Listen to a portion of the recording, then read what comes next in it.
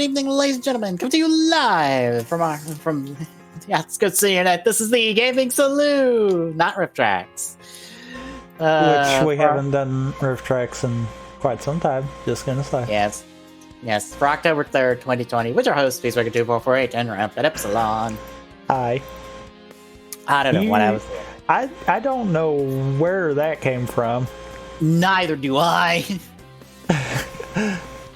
I guess it's probably on par with the few times when I was streaming to my channel and I tried to intro as if, you know, we were on this channel, and I was like, oh, right. Never mind. I feel like this is kind of our fault for not having, you know, static intros for everything. Yeah, intros we just play and we just don't do anything. Yeah.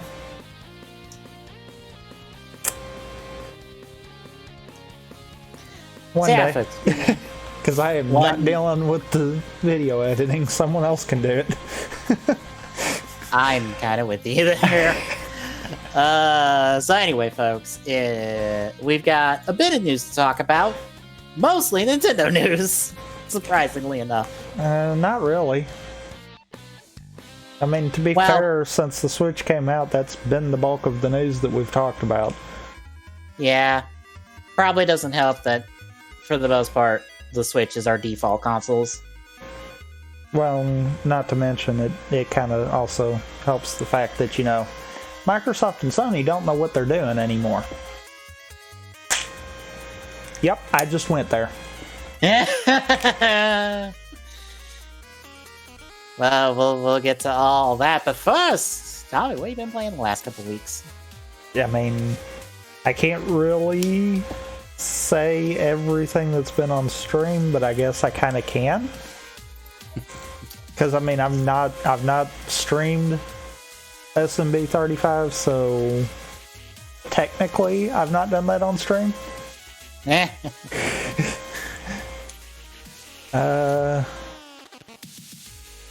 But yeah, honestly, outside of that, just everything that's been streamed. I kind of want to do another Cage 2 rando, but I don't know. The last few I've done have kind of sucked. Yeah.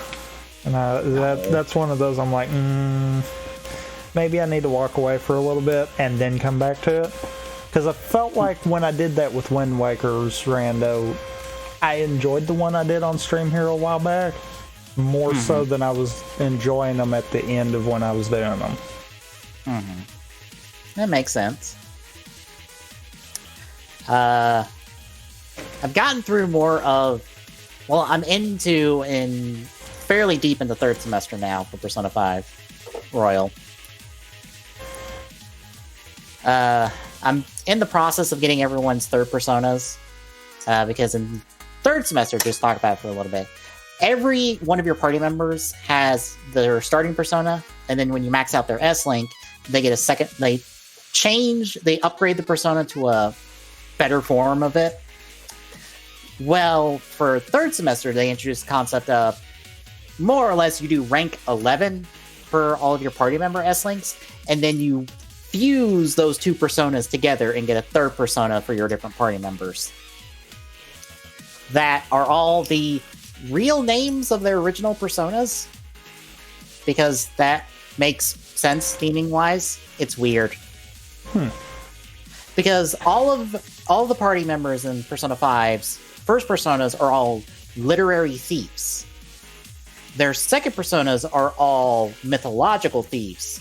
And their third personas are all the real names of the first personas. So for Joker, in Joker's case, he goes from Arsene Lupin, to Saturnile, to Raoul, who's actually DLC. You can't unlock Raoul normally in the game. You have to buy it. Which is stupid. Sounds like it, yeah. Again, it's a weird concept, but I'm okay with it. But I was behind on a couple S-Links, so I don't know if I'll get all third personas done in time. I should. I have a mapped out to like be just on the cups of it, as long as schedules work out just fine. So I'll be fine. There's enough time baked into the schedule I'm following to give you wiggle room if necessary for stuff. But outside of that, I got a bunch of Soto in because job got paid, which means I get to like buy stuff when I want to buy stuff now. I can impulse buy, which is not a smart thing for me to be doing, but probably not. No. I'm somewhat against impulse buying, but I did it this past week, and I was like, I need to not do this ever again. Budget your money, budget your spending habits. Don't be stupid. Oh, I did want to mention, I don't know if you saw or not, but ODST did get finished in one stream. I am incredibly not surprised by that. So, how was ODST? I like it. I wish it was longer. To be fair, it was supposed to be just a DLC to start with, so... And I think it was even cheaper than $60 at release. I think it was like $40. If I'm remembering right, I think you're right. Also, the issue I was telling you about with the randomizer, yeah, that's not really an issue. All I've got to do is just get rid of streets. Makes sense. Streets is not because important. That last mission that you were talking about that might have been on it, it's not. Yeah. Okay, that makes sense. So, yeah, just getting rid of streets fixes that problem. It's one of those, I'm like, I was kind of initially like, maybe I could still work that in, but at the same time, I'm like, why? Pretty much the only reason to work that in would be to maybe throw like a stealth element in. And that's not worth it. Makes sense. But yeah, I still like ODST. So I'm glad it turned out well for you. Although, how'd you like the not escape sequence? Yeah.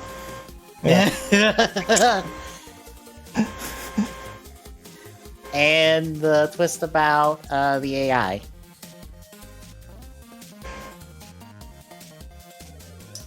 Yeah. That was actually kind of a couple of things I was like, that is not what I saw coming. Yeah. Him and his handler, I guess, get their whole backstory explained in the collectibles you get. So if you want to know more about him, it's in there. Trying to think of anything else from the game that'd be noteworthy. If you want to know more about ODST or about that squad, actually give me a second, as I have it on my shelf.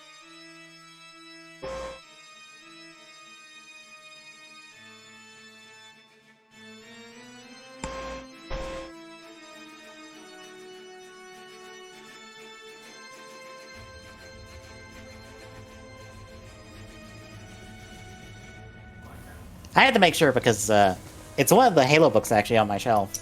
Halo New Blood actually continues the story of Buck and crew. And also tells you how Buck and... I forget who else. One of the other ODST crew become Spartans. Or how they get recruited.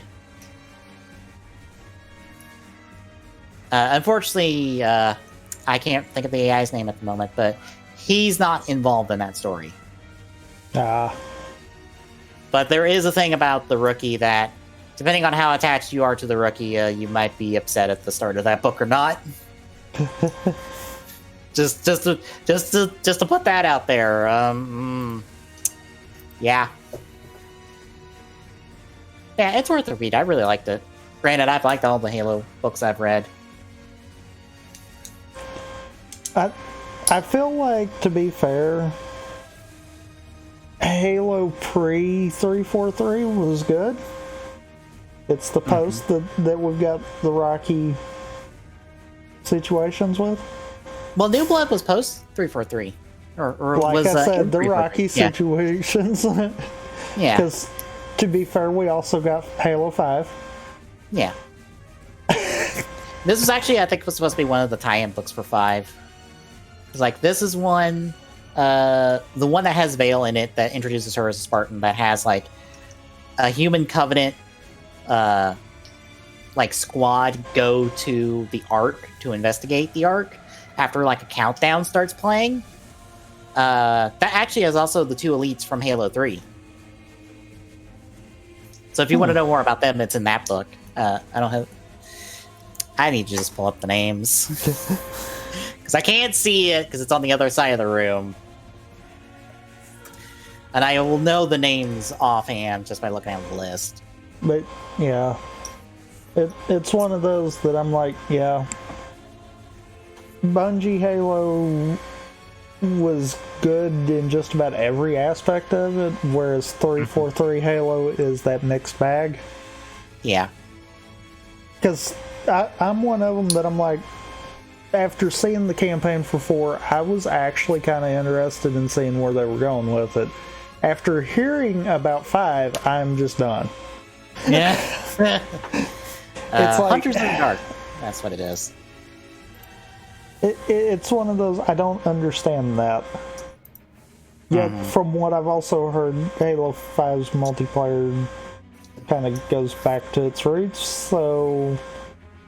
From the review I watched that did, at the time, so many years after Halo, so it was, what was it, Reykjavik? I think it's Reykjavik.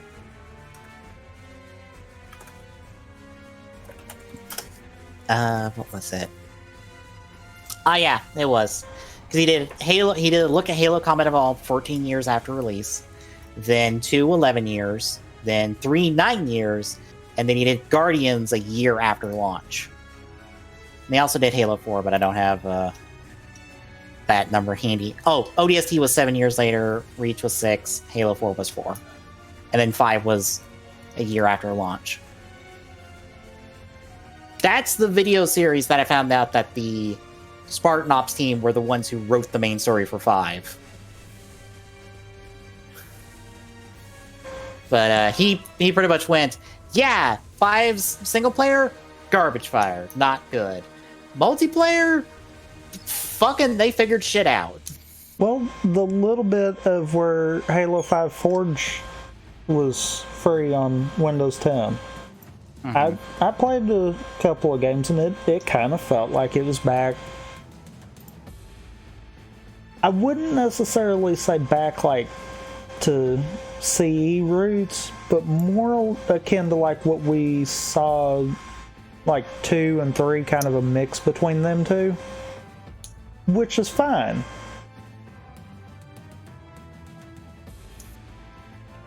And yeah, looking at that compared to looking at 4's multiplayer, I'm like, okay, they learned their lesson from trying to copy Call of Duty. Yeah. Cool.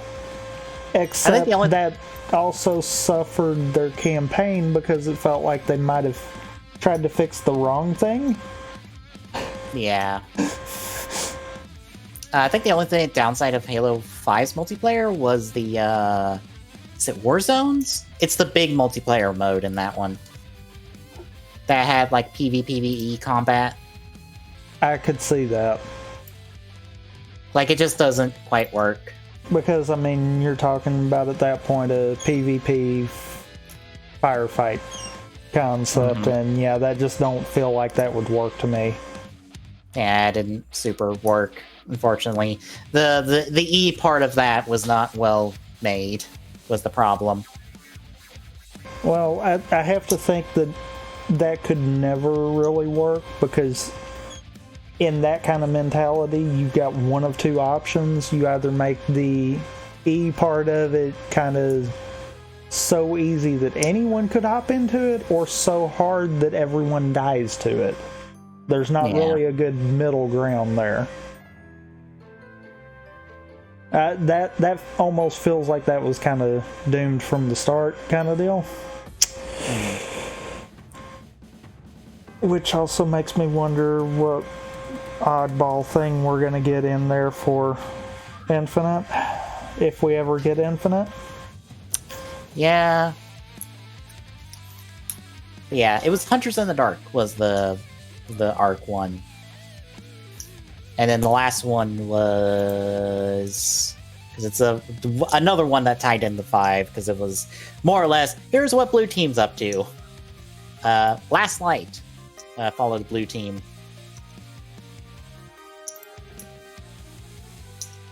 Yeah, I think I read most of the novels that were supposed to tie into 5. And they were all good. I liked them all. Problem is 5's writing. Yeah. That kind of just assumes that you don't know anything about any of this, unfortunately, and has to re-explain everything. Or no, it doesn't explain anything, my bad. It does the exact opposite. It doesn't explain any of this shit. I was gonna say, if it's just that it over-explains it, then that's fine, because there would be people that won't read the books and just play the game, so that would work. Yeah, but there's when no you've got it the opposite way, that's a problem.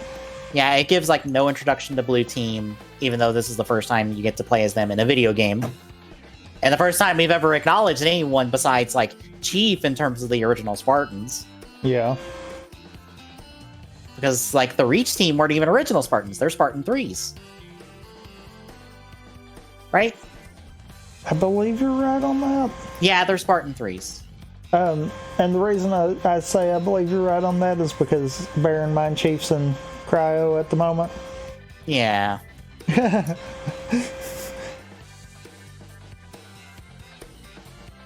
Yeah, like, Vale was only introduced in Hunters in the Dark. Buck, while he's been in ODST, this is the first time he got introduced to Spartan, and he wasn't even going to be a Spartan. It was going to be one of the guys from shit. I can't think of the name. Spartan Ops, but they replaced him with Buck. I forget who it was. It was one of the people that started in Spartan Ops. And that's what makes me wonder why they decided to do that. Mm-hmm. Because I feel like while ODST was a good game and all, it wasn't really just Buck's story. Like, it kind of was, but it wasn't. Yeah. And it's one of those, I'm amazed that they kind of jumped that way kind of deal. Yeah, there's a reason New Blood focuses on the team. It is a team story. It's not just Buck's story.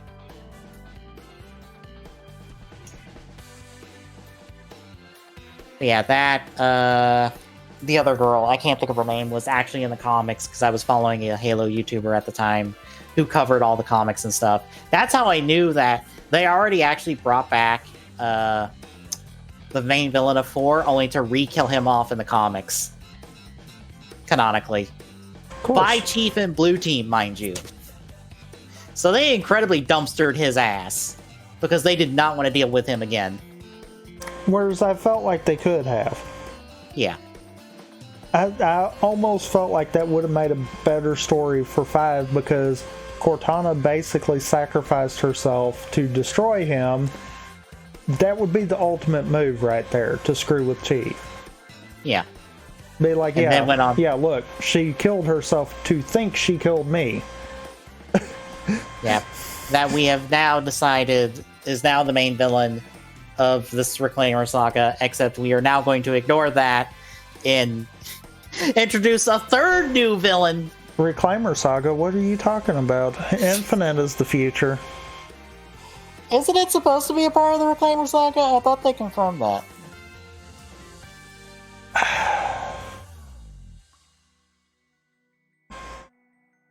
They might have, but this feels like they're going so far away from it that they're like, yeah, never mind. We have went off the deep end that we were originally starting at. So hard. It is ridiculous. I am more worried about the writing for Infinite than anything else. Because the gameplay looks fine. It looks like what I could understand for going forward, kind of deal. Mm-hmm. The writing's going to be the question at this point. Yeah, because now they're just like, what if we co-opted the villain, maybe kind of sort of the villains from Halo Wars 2, you know? That game that everyone's totally played. Like, why? Why are they A, here, and B, the main villains of this game when we were dealing with other shit before, and then other shit before? Like, what the fuck? Can we not make up our mind of who the main villain is of this saga? And stop changing it every 5 minutes? I mean, I might give them that a little bit more, since we're taking the Halo Wars 2 villains and kind of bringing them in, since Halo Wars 2 was within our reasonable time frames, kind of deal. We're not talking about a Halo Wars 1 thing where it actually took place before all of this happened. Yeah, no, 2's in the current, like, almost current. I think, from what we know, it's technically post 5, I think is what we figured out. I think. I believe it's post 5. Which could line up with Infinite. So I could see that. I could give them that. It's one of those, it's odd that we're blurring those lines, but if there's a better plan, then we're just going to shoehorn Cortana into the villain role for the heck of it, then I'm fine with it. Yeah. I just find it weird that we're co-opting the villains from Halo Wars 2 only in name, because it's a completely separate general. It's a completely separate person in charge. Yeah. Which is just one of those, why? Why aren't they just a different group of people then at that point? Why are they this group of people from Halo Wars 2 complicating the situation now of like, wait, what? Which I could kind of see that side of it too, because let's be honest, the Prophets never once were named in CE, and they magically appeared in 2. Mm-hmm. So it's one of those, I'm a little more lenient on, okay, there could be more than one leader. We might have just only got introduced to one in Halo Wars 2, and here's another one. And maybe because of the events of both of these games, we might see something where we have a Prophet-like figure that's even above them. Because, I mean, to be fair, really killing them's no different than killing Tartarus. Right, but the thing is, they're not dead after the end of Halo 5 or Halo Wars 2. They're still kicking. That one might be. We don't know about this one in Infinite. Right. I mean, to be fair, we were dealing with army battles as opposed to one man kicking everyone's teeth in. Right. I just find it weird that Halo Infinite is having us fight the faction, a separate group from the same faction as the one in Halo Wars 2, even though those people in Halo Wars 2 are A, not dead, and B, still dealing with Cutter and the Spirit of Fire over there on the Ark. Like, why are you here? Why are we dealing with you when we didn't even solve the problem that's over there? Wait a minute. I know why. That's exactly what's fixing to happen. What, is Cutter and the Spirit of Fire crew just going to show up magically? Nope. Oh. You've got that battle going on there. If Infinite's taking place at the same time, it would make sense for them to have a group that is on the Halo installation that Chief is on.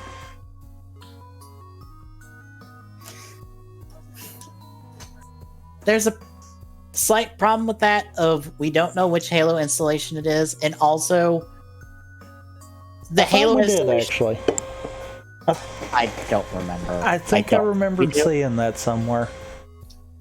Well, the problem is a new Halo ring was built at the end of Halo Wars 2, and it got teleported away with like the one scientist from the Spirit of Fire on board, but none of the Banished, just her. And then Guardian showed up, and that was your cliffhanger, like post-credit thing. So I don't know why the Banished are here when they're all supposed to be on the Ark.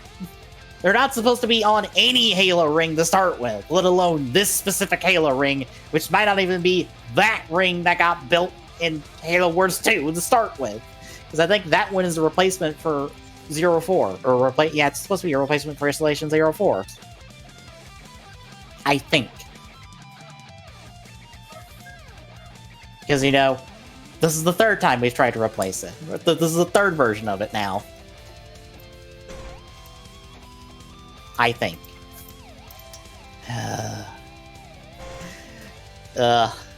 Halo, why? Why do you do this to me?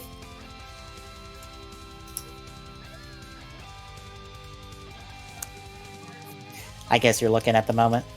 Yes.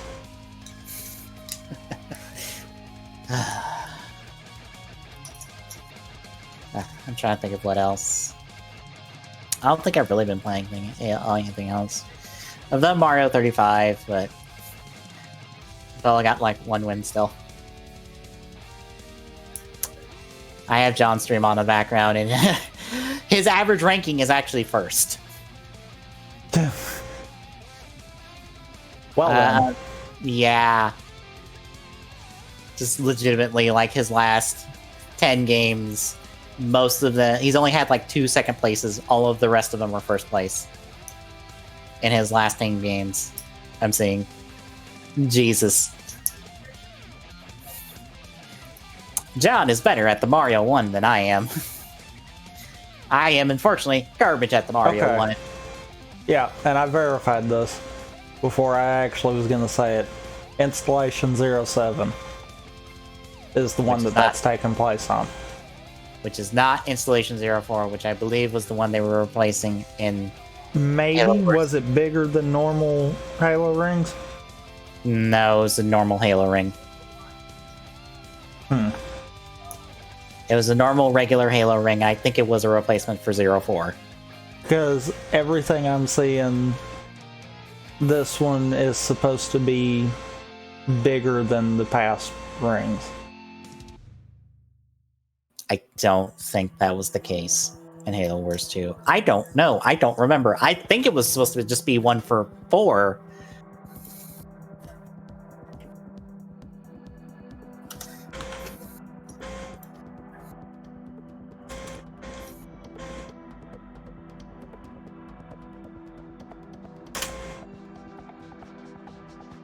Yeah, no, it's a replacement for 4 because it's in the Soul. Yeah, the Soul system, which is Installation 04C.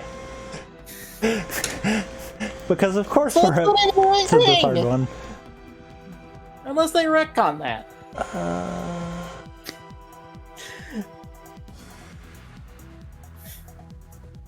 What the fuck?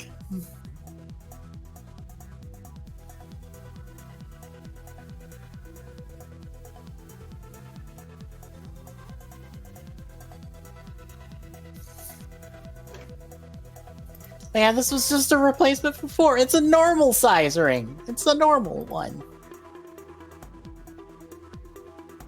Unless they decide to retcon it and say that this one is totally 07.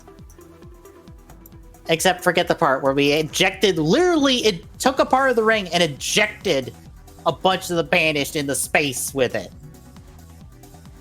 To ensure there were no Banished on the ring to start with. Quite literally, that is the moment in the game where you back all the Banished into one location, and your new AI buddy literally just takes that piece of the ring and yeets that sumbitch into space, killing every single Banished on the damn thing. So there should be no banished on the ring.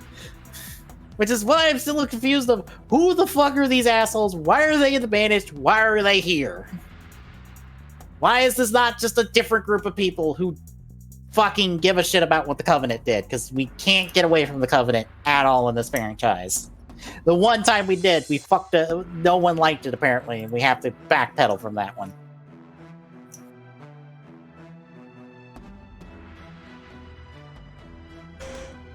Anywho. Anything else before we get into some news? I don't believe so.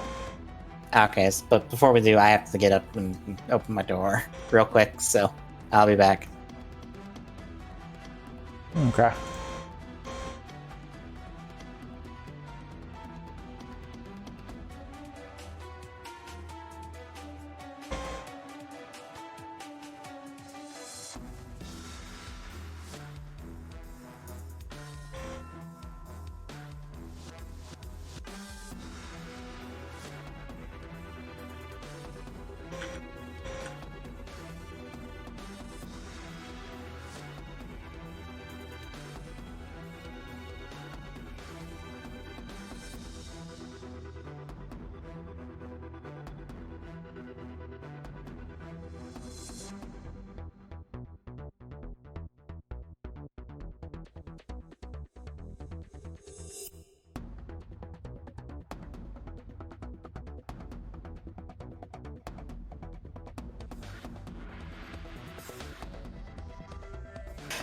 Alright, I'm back.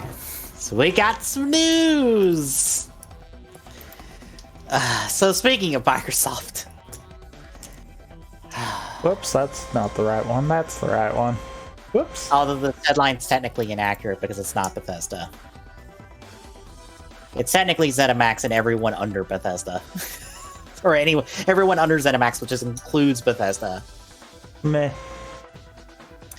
So, Microsoft, for the tune of $7.5 billion, has bought ZeniMax Media, which includes Bethesda, id, I believe. I think, because isn't id under Bethesda? No, it's under ZeniMax. I don't think it's under Bethesda. I don't think. I think it's its own studio. I thought they were under Bethesda. I might be wrong, though. I think they're just under ZeniMax. So they're adjacent. But that means they have acquired Bethesda, which, does all the Elder Scrolls, the Fallouts, all that. ZeniMax Online Studios, which does Elder Scrolls Online. id Software for Doom and Wolfenstein. Arcane Studios, which did all of Dishonored and Prey. Machine Games, which did Wolfenstein The New Order. What? I don't know why you went all the way up there. The Old Blood, The New Order. Pretty much all the new Wolfenstein stuff. Tango Gameworks, which did The Evil Within 1 and 2. Alpha Dog Games, which doesn't have anything listed on their website. And Roundhouse Studios, which also doesn't have anything listed on the website. So they now own all of that for the tune of $7.5 billion. The big B, billion.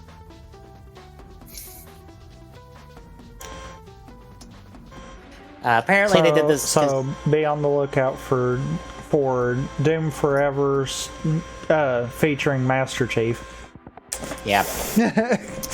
More or less, they did all this because we want things for Game Pass. So pretty much day one, everything from Bethesda's, everything that they can make go to Game Pass will be on Game Pass from Bethesda. So Elder Scrolls Fallout, that's all going to be on Game Pass day one.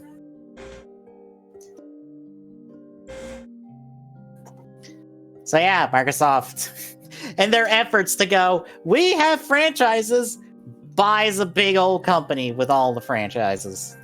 I feel like this is a weird shift for them.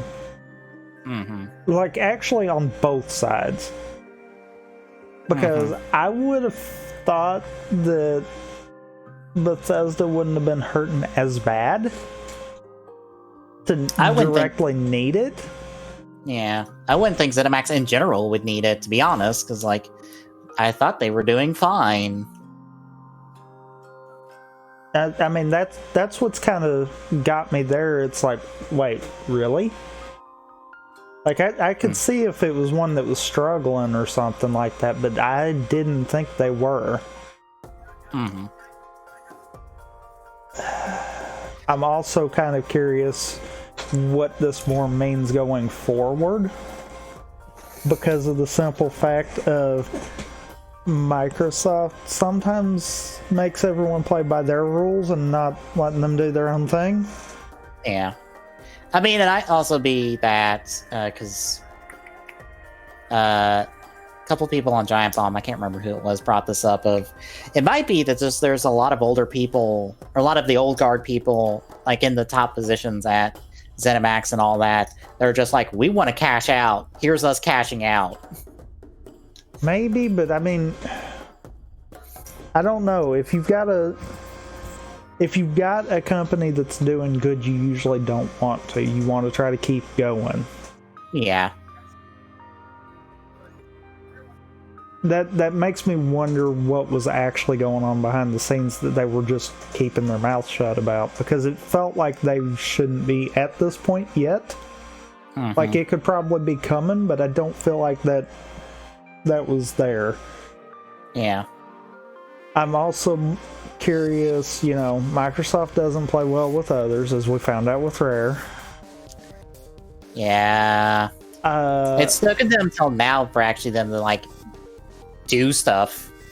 It's also kind of making me question the future of Xbox as a console.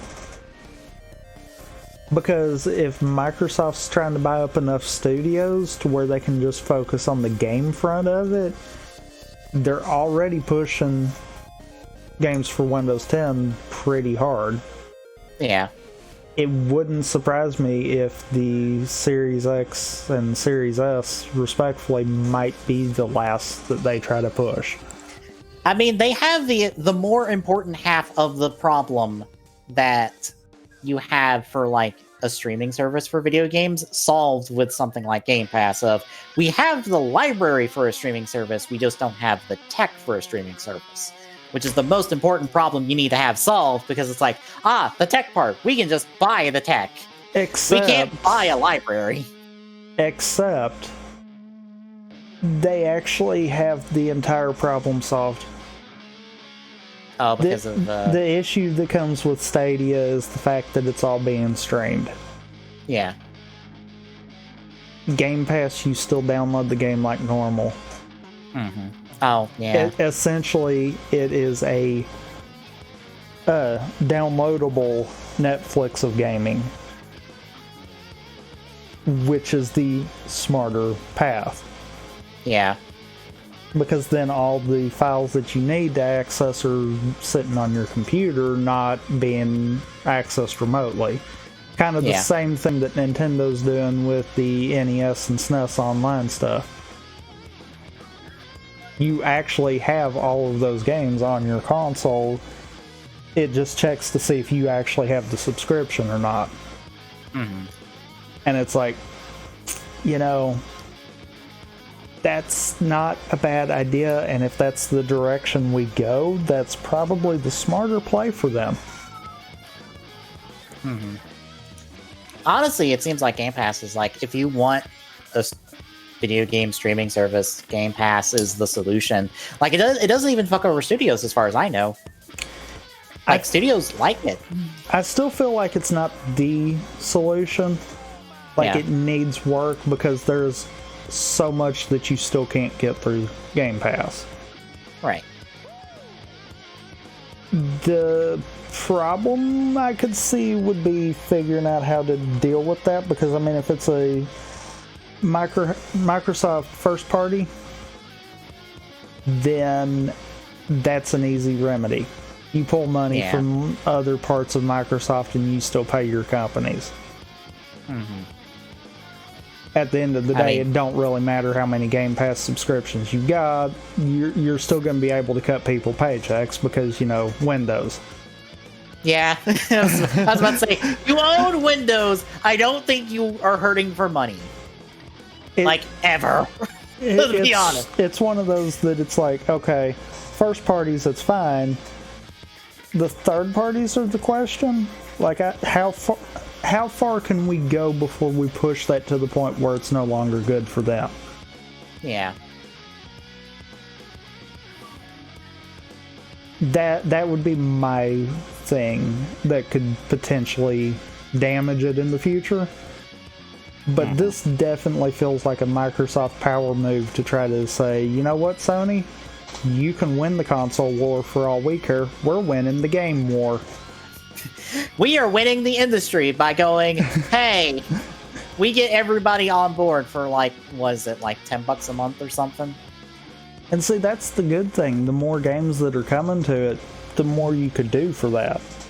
Yeah. Like if they could get to the point where they could boast, you could have tens of thousands of games even at your fingertips. They could easily bump that up to 20, 25 and make a killing off of it. I mean, haven't they just introduced a deal of you can get your first 2 months for $1 right now? I think so right now, but that's kind of one of their one of their rotating things every so often. Yeah. I was thinking they just did a deal to get people in the front door at least for it. Yeah. Of just hey, $2 more or less, and you get 2 months of Game Pass to more or less try before we start asking you to pay the proper price for it. But yeah, and it makes me wonder how they're going to go. Now, I mean, I know Glock's standpoint has been they're not going to back out of the console business. I don't agree with that. I feel like they'll still... I feel like they might still exist in the console business for the consumer end of it. But I also feel like if their plans are going to be shifting to focus on games and Game Pass, we're probably not going to see a replacement for the Series S and Series X for quite some time. I was about to say, at this point, I think they just want to sell you a box to play your game, to have connected to Game Pass, more or less. They just want a box that is hooked up to Game Pass. They don't care if that box is a PC or an Xbox console. If it is hooked up to Game Pass, it's good for them. And that's the only reason I feel like they might keep the Xbox around is for that. I don't think it's going to be a competitor because the Series X and Series S have high enough specs to where, truthfully, they could probably milk that for probably as long as the 360 got milked before having to worry about it. I feel like this console generation, at least on Microsoft's end, was let's get stuff 8K ready, that way we can sit back and relax on this. Because 4K is starting to come into the picture. 8K is around the corner. Yeah. I feel like that was their gameplay. Whereas with Sony, I feel like this is normal new console generation. Yeah. And that might be Sony's downfall. Like, if they're coming into the field looking at this as just new console generation, then that might be their downfall.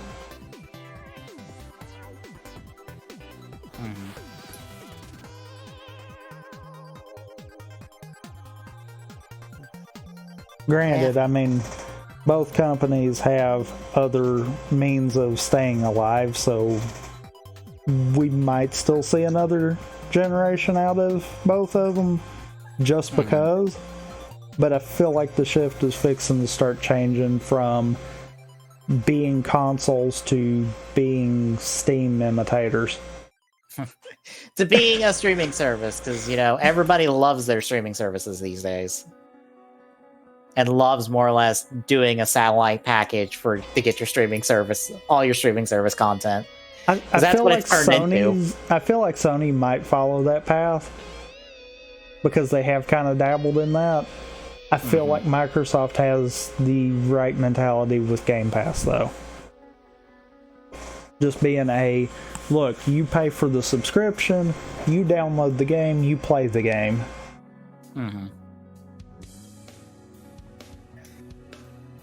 Well, I meant just in general with streaming services, just like, hey, do you want all of this content? You have to get Netflix and Hulu and this and that and this and that.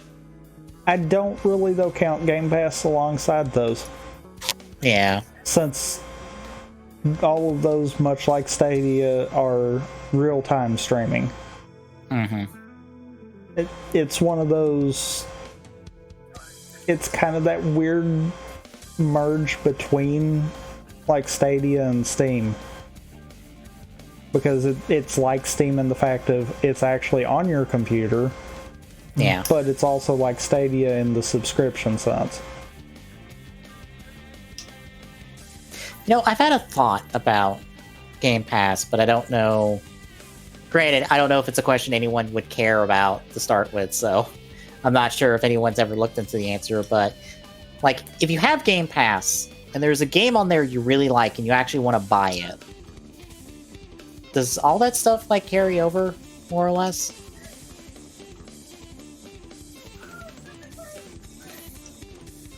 I believe it does. I would think it does. Granted, if you have access to files, you can just copy your save file over to where the other one's supposed to be looking for the save file to start with. So because, like I said with Game Pass, it's all downloaded straight to it. So I believe it would function as if you had already bought it, kind of deal. That was just my thought of just well, I need to drop Game Pass for say if I would need to drop Game Pass for just finances, but I still want to buy a game or two off of it before I drop the subscription, just so I can still play those. Can I buy those and not have to worry about hiccups with save transfers and all that? I mean, I believe so, because of the simple fact of you're downloading the game just the same as if you bought it. Yeah. It's not a case of it's ran through like how Stadia is, where it's ran through a server for keeping all the saves. The saves are still actually on the console. Yeah. Don't be doing that. Yeah. Yawning's contagious. I've been told that. I've been told that at work. Granted, I'm on mute 90% of the time I'm doing call monitoring, so it doesn't quite matter. But anything else before we move on to the other thing we're going to talk about forever? Nope. All right, then. Hyrule Warriors Age of Calamity got I wouldn't say an hour-long presentation, because it was more I think 30 minutes of gameplay total across the 2 days. But we had a lot of gameplay for Age of Calamity, and here's an article breaking down most of it from the first stream, because I don't think this touches the Daruk gameplay that happened day 2. Because that was all on Death Mountain, actually. Because we're getting Daruk. Of course, Daruk is a playable character, but Link also has a spear moveset that I believe I assume is separate than his Sword and Shield moveset. And also, I guess we've gotten partial confirmation that all of the the ice rods and that will not be actual weapons. They're pickup items you can get and that anyone can use. So I'm guessing, presumably, Link will have, I don't know, an axe moveset or a heavy weapon moveset of some kind as well. Because I think that's the missing weapon type for him currently.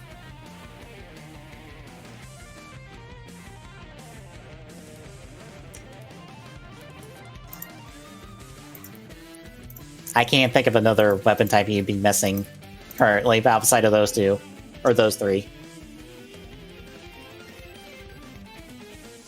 But from the presentation, they confirmed that Impa, who is not shorter somehow and an old lady, will be playable.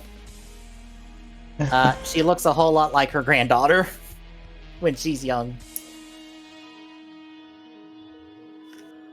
But she has a lot of ninja moves and a lot of, like, she can, like, clone herself and do, like, multi-hit attacks on enemies. Like, she, more or less, if you wanted a Yiga character from the Yiga clan, like, Impa has pretty much that kind of moveset you would expect from a Yiga clan member who is competent and not a dipshit. Fair. We got a story trailer that doesn't reveal too much more than you'd expect outside of, here's the Calamity. You kind of know how this ends. We're just telling you everything before it ends. Which, like I said, kind of makes it so that you realize that, yeah, you are going to lose at the end of this game. There is no way around that. That kind of has to happen. Rocks fall, most the cast dies. Only 3 of our playable characters are going to survive this game. And technically one of those that more than likely at the end of this game would be in a questionable state. Yeah, one of them is going to be nearly dead. Yeah. One of them is going to go put themselves in a goo bubble for about 100 years to not so the world doesn't end. And the other one is just going to go quietly, like, live out her time so she can come in. Go quietly shrink. Yes, go quietly shrink. Bear in mind, I think she's a little taller than Link in the gameplay. Sounds about right. She shrinks hard.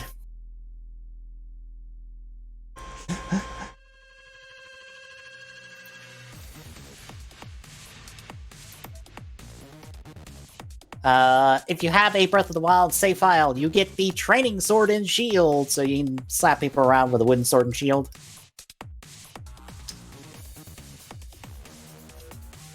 There's also apparently a treasure box bundle you can pre-order in Japan. From the gameplay we've seen, also when you get actually different ingredients and items, I assume for crafting in between levels. So the potion system is now just the food system from Hyrule Warriors 1, presumably. Don't quote me on that one. I mean, makes sense. Also, the NPCs and enemies have a lot more going on with them. Like, you actually can see, like, one of the regular soldiers, like, cowering in fear from a Boblin before he gets killed. You can cut down trees in the game. There are actually bigger Boblikins with, like, spears and stuff that serve as, like, keep bosses. What else? I'm trying to remember what else was from there.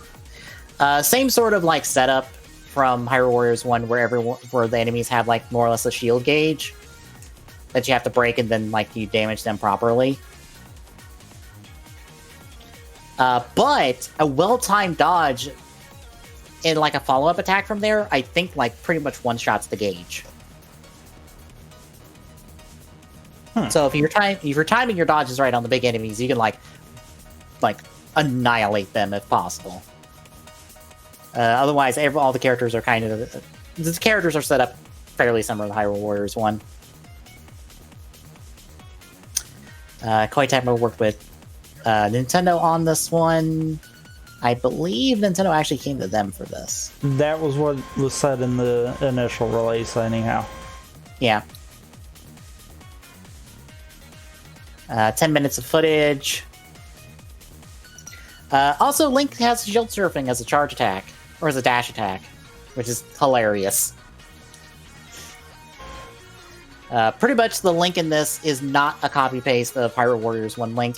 Like, he has maybe a couple similar moves in there, but it's pretty much a brand new Link, through and through. So, I would not expect anyone to be duplicates. for the most part. Like, even Impa, she might have a couple moves that are similar to Sheik's, but otherwise she's pretty much brand new.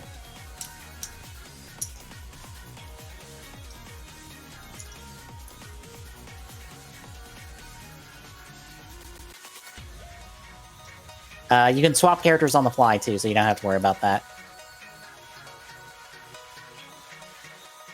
That's honestly kind of neat. Mm-hmm. Well, it's the same thing you can do in Hyrule Warriors 1 Definitive Edition, is you can swap characters on the fly. Or swap around characters on the fly that are on the battlefield. That same system. I haven't played Definitive Edition, so... It's a thing that was introduced in the 3DS version, so say there's a map that has, like, Link, Zelda, and Linkle on it, you can swap between the three of them on the fly with a button press in terms of who you're controlling. And you can order the other two around. Like, you can tell them to go to, like, specific keeps or to, like, specific locations and stuff. I think I might have seen when Ty was playing it, him do that, actually, now that I'm thinking about it. Mm-hmm.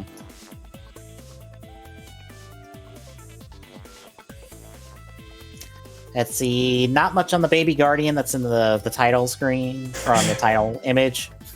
Outside of it being activated in the cutscene in the gameplay, so we still don't know what the hell the deal with that is. I'm expecting it to attempt to murder you at the end of the game and you break it.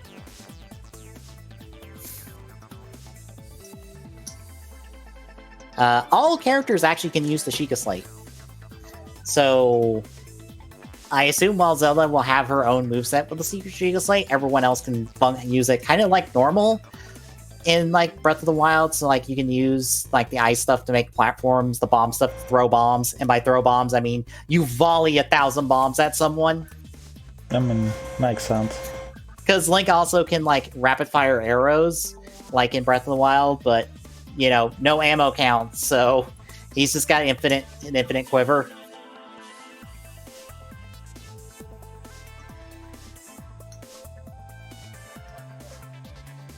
Also, you can use Cryonis anywhere. You don't have to be on water. So, Cryonis got nerfed in 100 years. Yeah.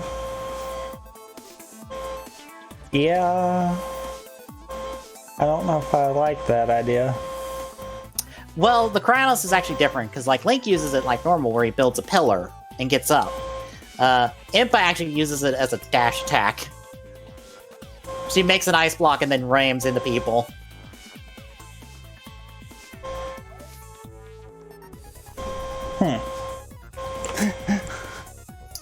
I think that's pretty much it. The Daruk gameplay just showed off Daruk. He looks like normal. He's also got his champion ability active. So pretty much all the champions can have all of their abilities as they normally would. Granted, that means Mipha's is kind of not as interesting as everyone else's for this game. Fair.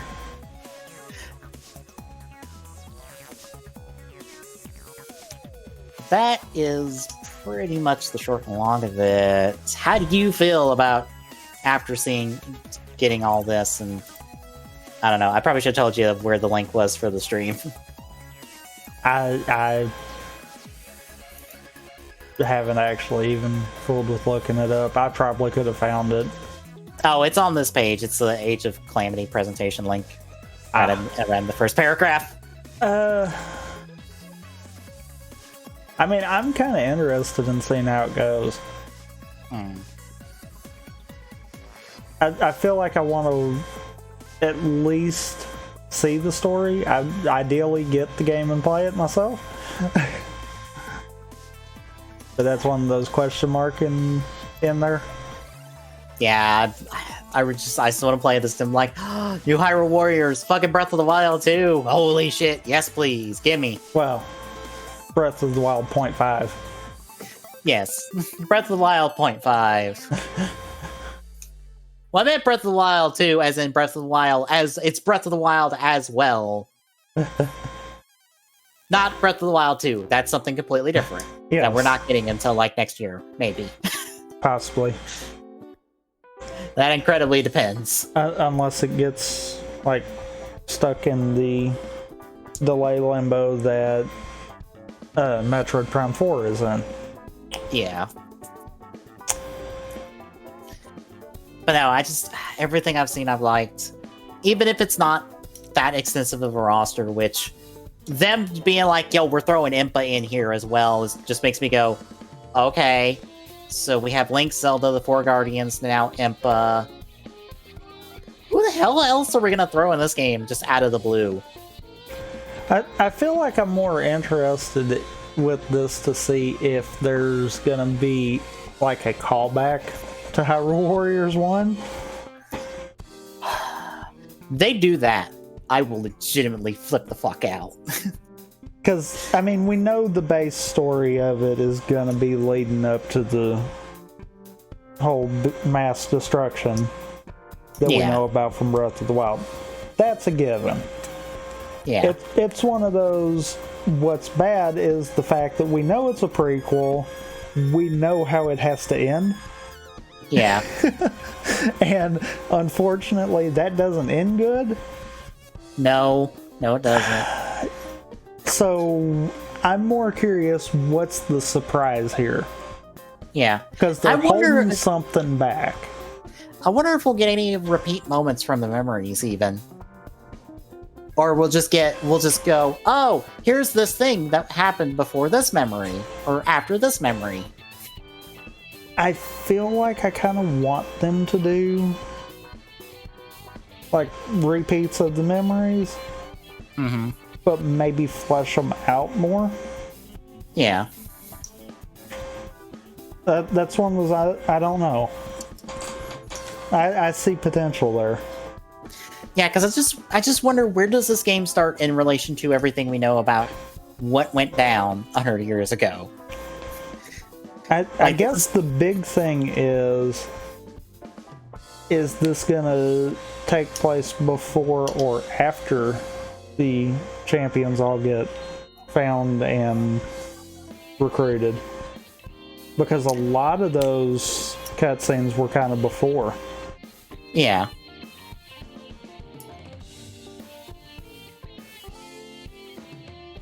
I don't know.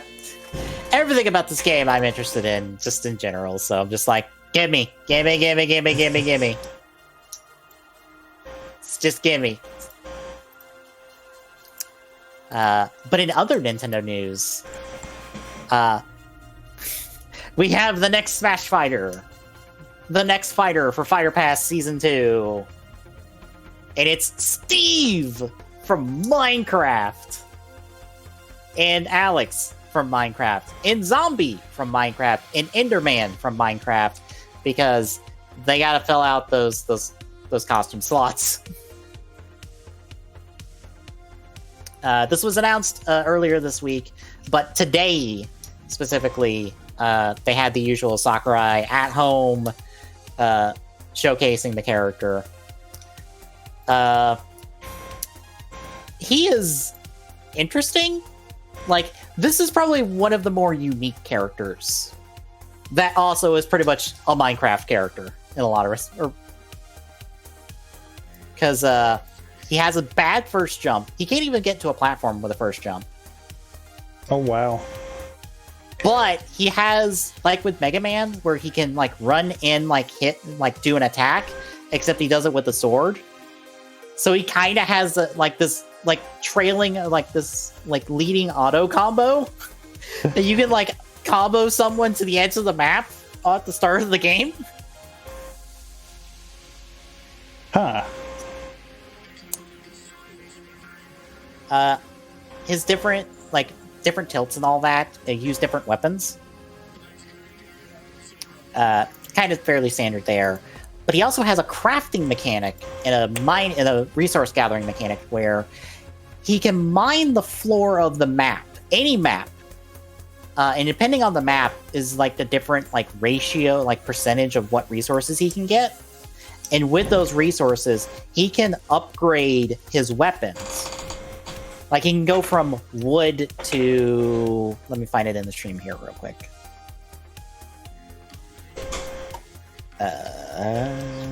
Now I won't be able to find it. There it is. He can go from wood to stone to iron to gold to diamond. And he can mine out all of those. And all of the resources he gets, depending on if it's like good resources and not like a miscellaneous resource, like sand, he can use those for blocks until he like loses enough of them.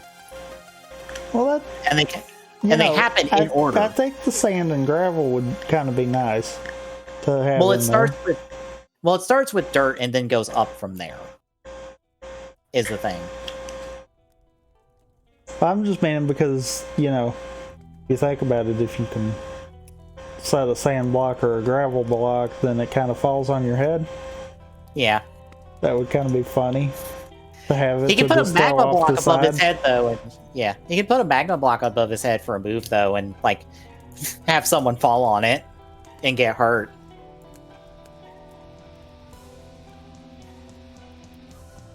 He can also drop a lava bucket and drop 2 spaces of lava. Kind of like it's more or less like PK Fire, except it's like a down attack. Like you just do 2 quick bursts of fire on either side of you as a down attack. He can also drop an anvil on someone as a down attack, or as a kind of like a Kirby's attack or Kirby's stone attack. Oh yeah. Yep. It does take an iron, though, so if you don't have any iron, you can't drop an anvil on people. He's got the same kind of fishing rod grab that Villager and Isabel have, except when he pulls you, he can dunk you in a fence and trap you, and then toss your ass around with a piston.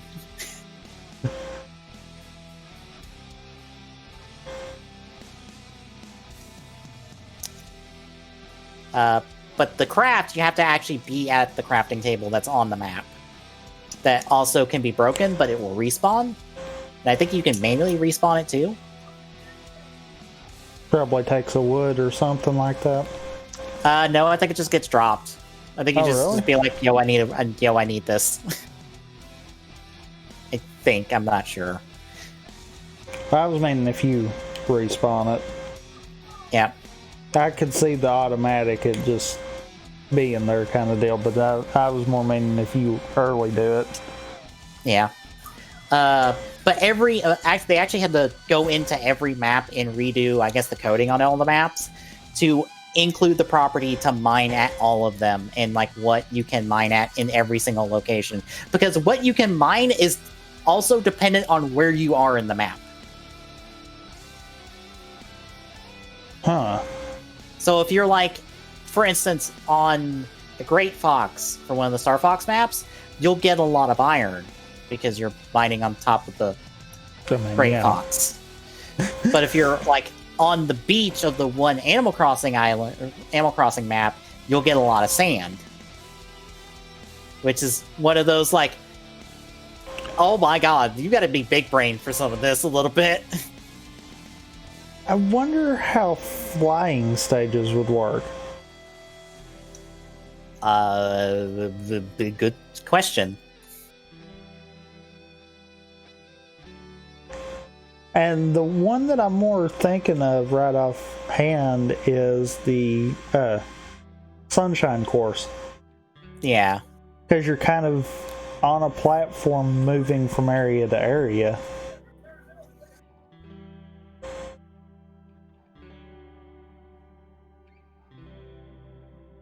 Although now that I'm thinking about that, that was probably a coding nightmare. Oh, I'm sure it is, because they had to do it for every single map. But yeah, you can also drop blocks, and you could use you could actually build off the map itself, but you can only build so far, because then there's a point where the game's no, you can't build here.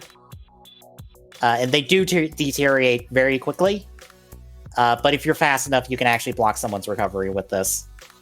So, again, big brain plays you can make with this character.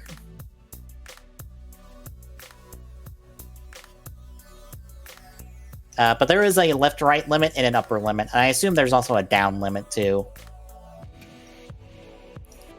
Probably, but I don't know. Because, most maps there's not enough down for it to matter. Yeah.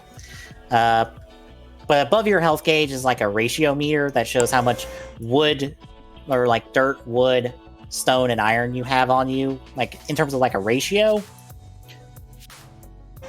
It's not like your actual amount, it's just a ratio amount. And it also has like a little thing to show like, hey, you've got gold, or you've got diamond. The side B is actually a minecart that you can also send at people, and it will catch them and dunk them off the stage if they can catch them. And if you have, I think, redstone and something else, like you can get a booster on it, or golden redstone, you can get a booster on it to make it go faster. And I think it showed when Sakurai was like demoing some of the spirit battles. It has durability on it, so it can bounce back and forth between two things if it gets stuck. And it is still an active hitbox. Oh god. Mm-hmm. And I don't know what the Ultra is, but that's your up B to recover. And it's kind of like freeform movement. It's like a free-flying movement thing. Like, you're pretty much gliding, but you have, like, some freedom of movement in it, so you're not, like, going in one specific direction on it. Down B is actually TNT, so you can drop a block of TNT, and you can drop some redstone after it to, like, give a line of explosions. Or you can just hit the TNT block and let it detonate over time. And I think fire in general can, like, automatically detonate it. Makes sense. And the final smash for the character is, I'm gonna dunk you with this big-ass piston and throw you in a hell room that is full of TNT and creepers and zombies. Have fun exploding! Like, literally, it's just like, it's called the House of Boom. Fitting. And then the character shows up eating a steak, just like, yo, I exploded someone. I'm gonna eat a steak. Also, just to clarify for like the zombie and Enderman, there's no color variations of those two. Those are actually the 7 and 8 slot costumes. Steve and Alex are the only ones that have color variations, and it's more costume variations actually. Because I think they both have like a sport costume and then like something else. We got to see what Kirby looks like. He kind of looks like a slime. What blocky Kirby looks like? Yes, he is block Kirby. He is all blocks, actually. He is adorable, and I love block Kirby. It's like 26 minutes on the video.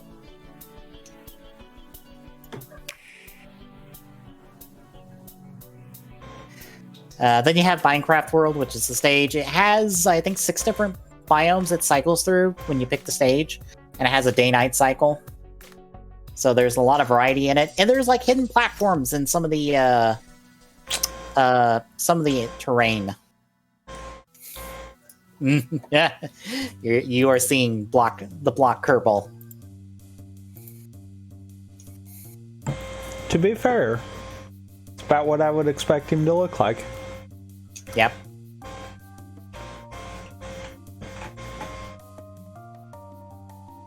Also, just because they said it, all the Minecraft different biomes, they're actually consistent on what you mine out of them in the vertical or in the line. So that doesn't change.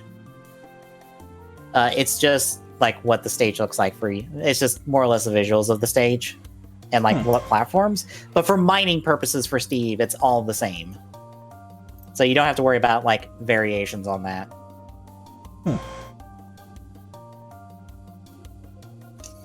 We got to see what is on the spirit list for the character on their individual spirit board for this one. So we got a zombie, a creeper, a skeleton, a slime, a regular slime, mind you, Enderman, a villager, and the Iron Golem, a ghast, a piglin, and I believe the Ender Dragon. I don't think there's anything past the Ender Dragon. There might be one more past the Ender Dragon, but I don't think we get to see page 2. There are 7 songs included with this one. 6 of them are new arrangements, but I think all of them are actually from like mini games and spin-offs. They couldn't really do anything with like the original Minecraft soundtrack since it's a bit too low-key for this game. I mean, fair. And it will be available October 13th. So we are not too far away from this. It's in just a couple weeks. And for me costumes that will be coming out with it, we are going to be getting a creeper for the Mii Brawler. So you can quite really literally creeper punch your way to victory. We also have a pig costume for the Brawler. We have a diamond armor costume for the Sword Fighter. From Tower of Druga, we have a Gil costume. From Bomberman, we have a Bomberman costume. And the Bomberman costume actually takes the color dependent on the Mii. So you get more or less like multiple different Bomberman from like the new one, technically.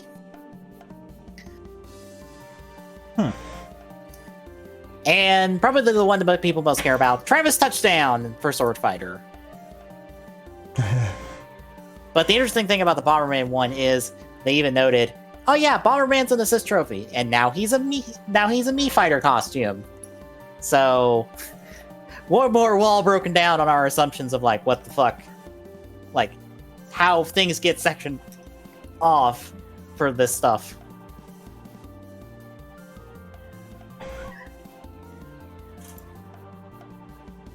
So yeah, factor that into your speculation.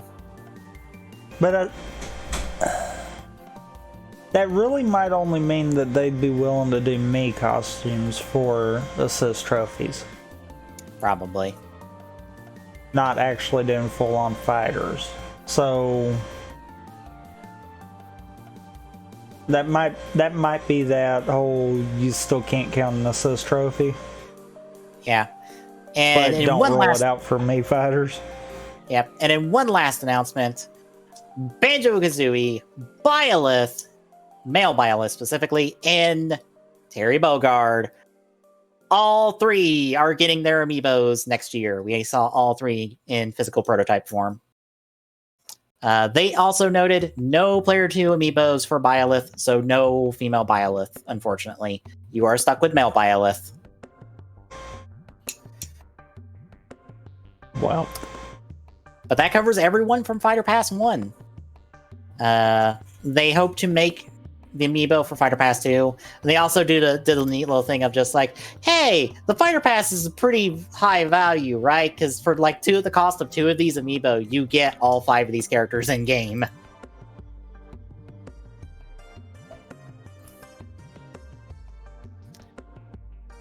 I mean, they're not wrong. Yeah. I was about to say, December 31st of next year was the deadline for all the Challenger packs, right?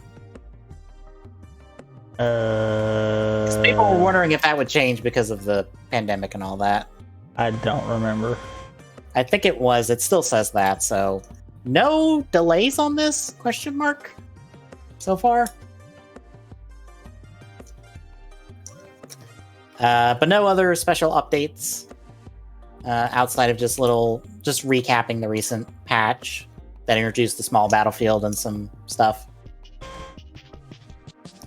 And an extra note, some of the people from Mojang even noted that discussions to have Minecraft in Smash go as far back as 2015. That is how long the pitches had been in play. If I'm not mistaken, I thought we saw something for Smash 4. Talking about it. Probably.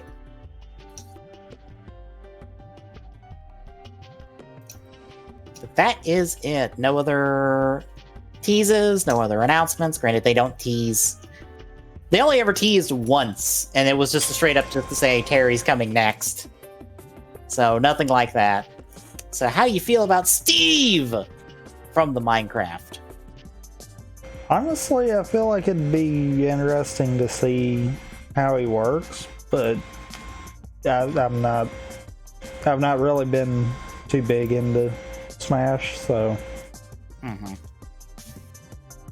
I will do the classic mode and the spirits for stream.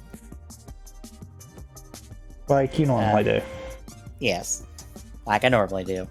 I'm curious to see if I'll like him, because Terry surprised me, because like I didn't have any super hard interest in Terry, but then he became like my favorite character out of the Fighter Pass in terms of playability. So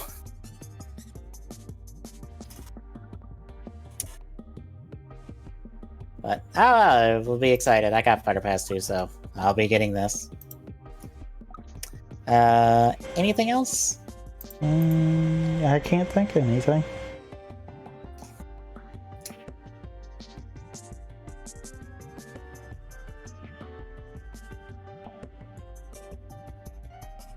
Oh my god, Saber might actually have some plot movement next week, because it didn't have any plot movement this week from the okay. From the Raw I saw. I was checking the episode. You had me think that Discord broke for a second there. Oh. I was checking the episode preview real quick, because it just came out, subbed.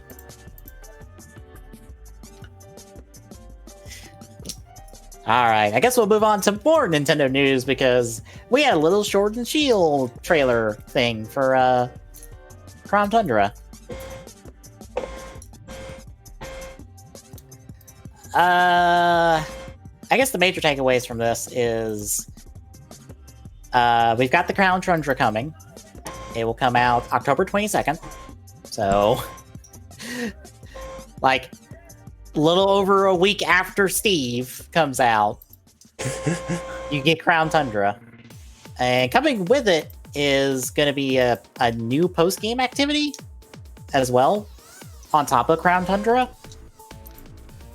So you get to explore Crown Tundra, you get to do the deep dive, like, Dynamax Den stuff that will let you get legendaries, but apparently you use rentals for that, which I find odd.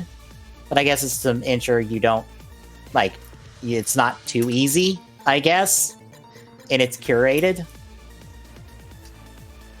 Maybe.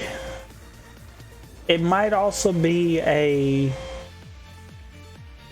case of it pushes, like, maybe to pure level 100 for every Pokemon that you've got access to. Potentially. Because I feel like a lot of people probably would be high enough level to handle it if it wasn't that kind of deal. Yep. But all legendaries are back from this game, and they even showed an image showing all the legendaries. So Articuno, Zapdos, Moltres, along with their Galar variants. You almost said a low one for him. Yep. I caught that. Mewtwo, the legendary dogs, Lugia, Ho-Oh, the Reggies of the now, like, 6 variations of that. All 6 Reggies, including the 2 new ones. The Regilutions. Yes. Latios,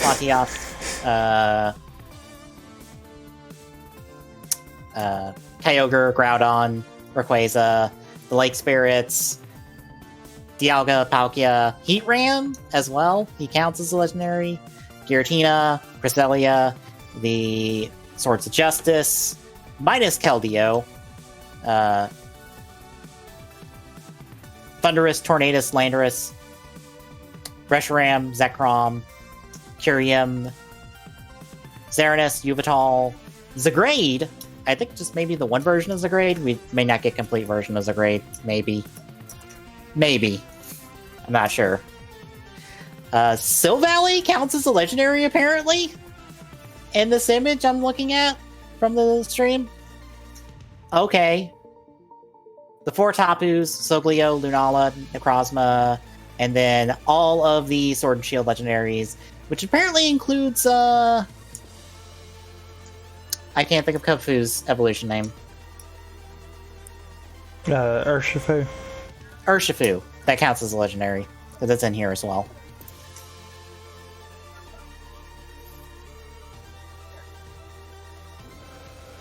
But yeah, it's Dynamax Adventures.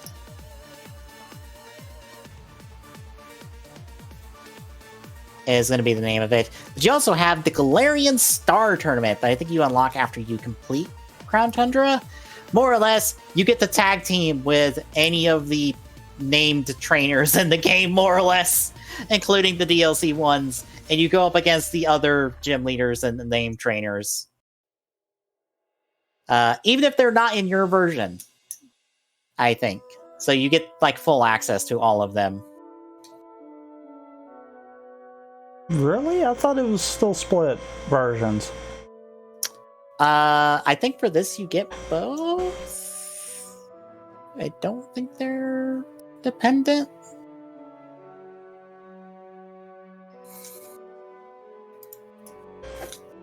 I'm trying to think of who's exclusive. Well, the DLC rival and the fighting and dark gem. I think that's the only two exclusive ones.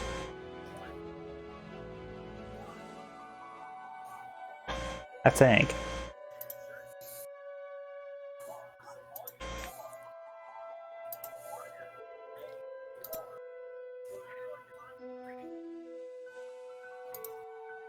I'm trying to find a shop that like confirms that or not, but I swear they said you have access to everyone. That might not be the case. I don't know. I didn't think they did, but I might be wrong. Yeah.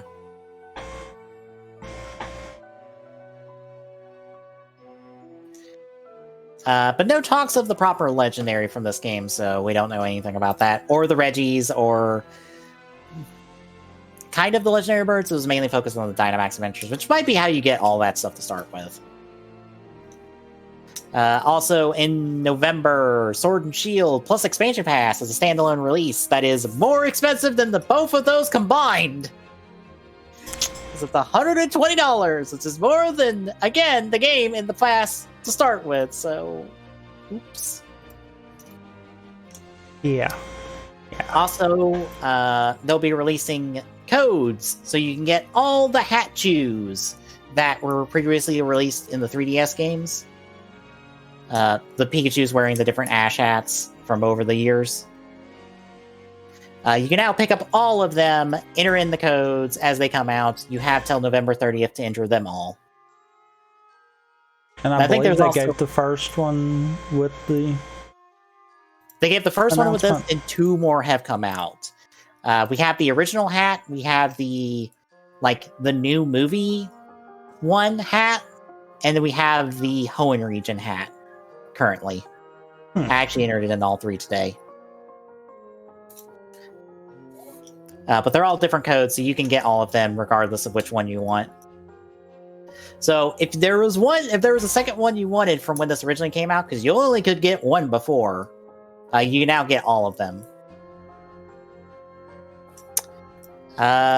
Lastly, Pokemon Go will finally, by the end of the year, you'll be able to transfer Pokemon from there to home and then to Sword and Shield in the expansion pass. The only quirk that has come out from that, and this has only gotten like half around, because the half of it has upset people from initial. Because I think if you freeze on this, there was like note of like money isn't like Pokecoins is involved in this. It's a case of you transfer a Pokemon and then there's a cooldown on that transfer. Then you can transfer another one, but if you want to speed up your cooldown time, that costs Pokecoins. So it costs money to like mass transfer.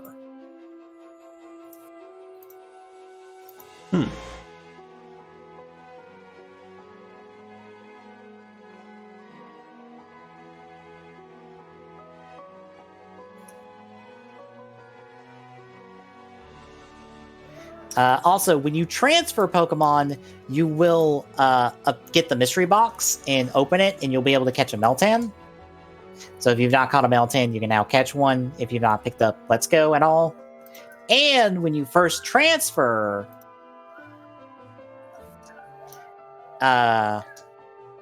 you'll get the G-Max Melmetal in Pokemon Home that you'll be able to use in Sword and Shield.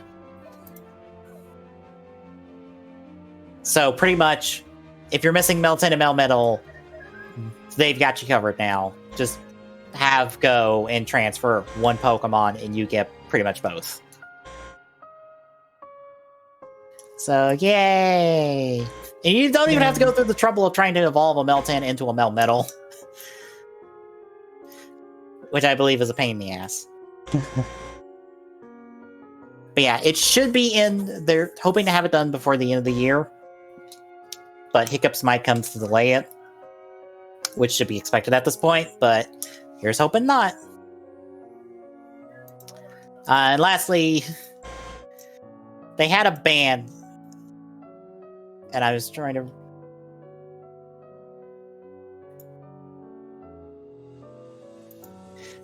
So, they ended the stream with a music video from a band in Japan. Do you want to guess the band's name? Because it is a wonderful name. I think I saw, but I kind of tuned out at that point. Oh, it's a wonderful name. It's Bump That Chicken. Oh, yeah. So they did a music video for Sword and Shield. It's a thing that exists. People liked it. And that's pretty much it. So how do you feel about Crown Tundra? I'm kind of just ready for it to come out. Me too. I'm ready for it to come out and for me to be able to transfer a bunch more stuff. Same. From home. Same. It won't be everything, but it will be more. Yay! Also, Cerebi doesn't have the third code documented. Do they not? Is it? It should be in their current and upcoming events database. Or current and upcoming events.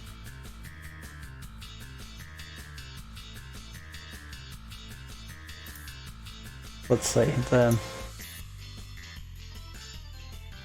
Because I'm looking at it and there's 3 there. And all 3 of them work. I was about to say, it's not... Okay, so they didn't update the other page. Good to know. Yep. Yeah, for those wondering, the original cap is P1 cut you get. The second code is 1 choose you, where all of the O's are zeros. And the last one is P1 Ka events. Pretty much Pika advance, but the I is 1. I'm sure someone could probably guess what the other codes are, but they're probably not active at the moment, so it doesn't matter. Yeah, I'd say they're probably not. I'm willing to bet they're probably not. Yeah. Also, I guess at some point we're supposed to get Zarude and the Shiny Celebi since they're currently ongoing in Japan at the moment, but we haven't gotten those yet. Unless they're just going to route them into Crown Tundra. I assume they're coming with Crown Tundra. Like, like Crown Tundra will come out and then, hey, look, pick up Zarude right now by entering this code or something. I'm wondering if they'll do it that way. Because I could see it being a thing where they're like, where they've kind of got some kind of dialogue set up to where if you don't have one, then the game's just like, oh, hey, you don't have this. Do you want this? Yeah. Because I would like to not go to GameStop and get a card for this in a pandemic. You know? Please don't make me do that. Also, I love the fact that I had enough room in the boxes from where I was doing other things that all 3 of them went right in my party. All 3 of them went in the box for me. I was going to put them in the box. They're all level 25s. Yep. Oof. So before we hit this last article, I'm going to step away real quick. Okay.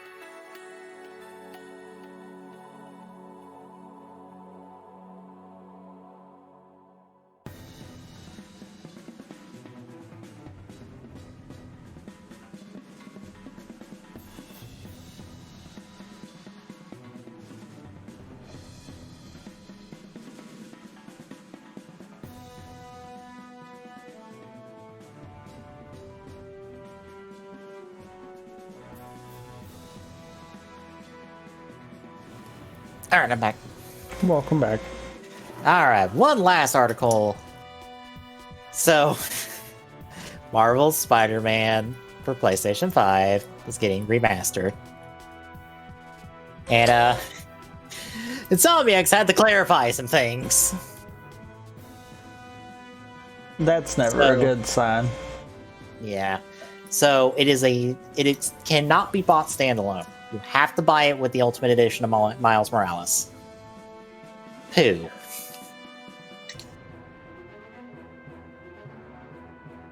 But if you buy Miles Morales on PlayStation 4, you can upgrade to the PS5 version at no cost.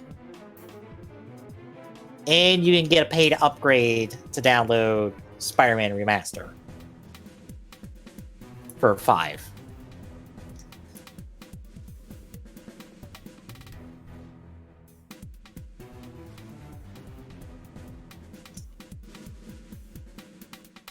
And the original game is backwards compatible on 5. And I think I saw something about the save file might be transferable.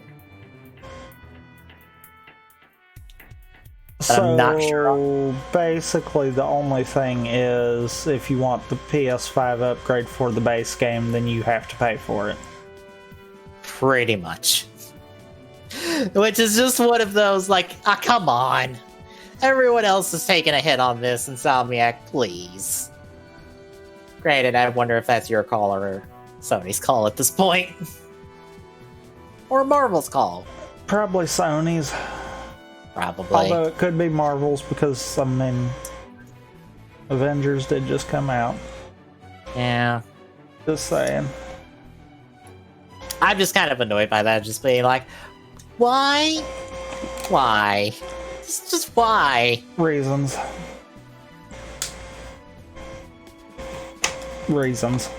Yeah, it just feels unnecessary. Yeah. Yeah, that was just one last thing for the road, since we are at an hour and a half. Hour 40, actually. Yep. And we're just wanting to prolong releases a little bit more. Yeah, because I have a lot of releases to get through. I mean, it's not as bad as last time. No, it's not. Last time it was kind of really, really long. Yeah. This time it's kind of long, but it's not really, really long. Yep. So, I guess to kick things off, on October 5th, we have Danger Gazers for Switch, Foregone for PlayStation 4, Ride 4 Special Edition for Xbox One and PlayStation 4, and Space Grunts for Switch.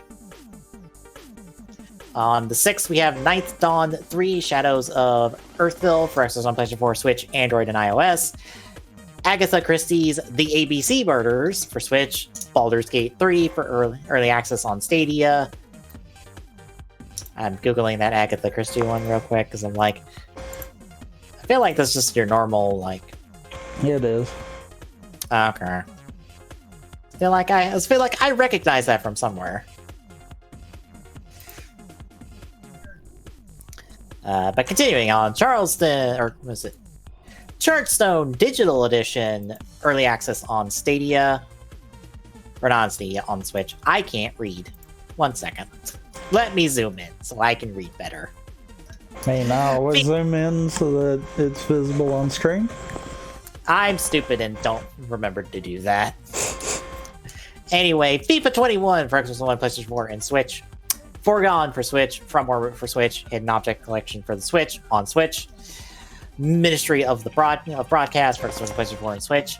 Nickelodeon Kart Racers 2 Grand Prix for Xbox One, PlayStation 4, and Switch. I remembered loving a Nickelodeon Kart Racer back in the day. I think got an arcade release.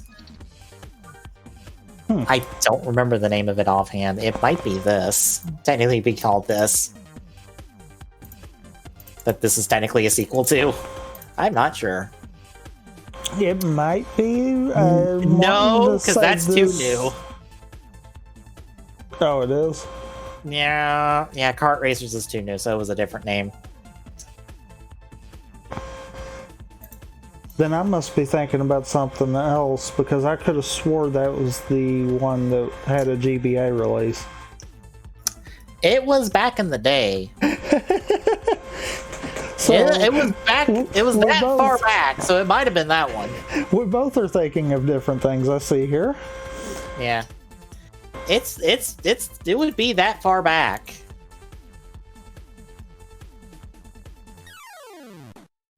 Anyway, on the 7th, we have Shumbidi Boo for Switch.